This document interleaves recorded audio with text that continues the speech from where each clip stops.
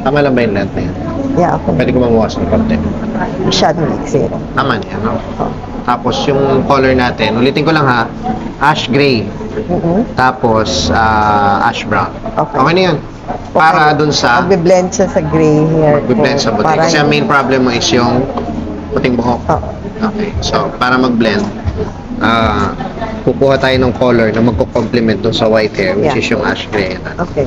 Yeah. Okay. Sige. Halos ano na rin no? Parang Yung 7%.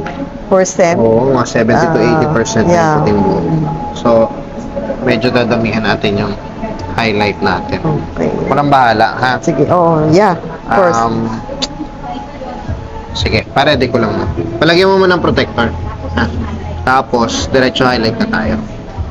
Okay, let's go. Hi. Magtubo ng puti, halo-halo na lang. Kahit di ka na magpakulay eh. Oh. Umubo yung puti yun. Tawag nito.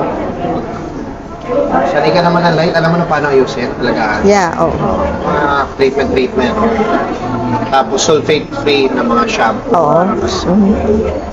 Ganda ng kulay. Parang, Kita mo yung likod. Ganda ng layering. Ma'am, tama lang to layering. Kasi, pag masyado rin, baka tumikwas. Okay. Tikwasin yung Anyway, maganda naman siya pag humaba. Pag humaba, tama lang Oo. yan. Parang pagano Yeah. yan eh. Triangular, so like mahaba yung kapas.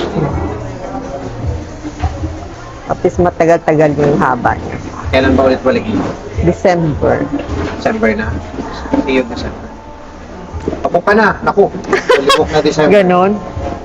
Sige. Hindi, kung sure ka, pabuka na. Brad. Yeah, okay. Pag, Thank you. Tatawag na lang ako Oo. pag ano. Hindi, ngayon. Ngayon na. Pulibok. Lapang. Sige po.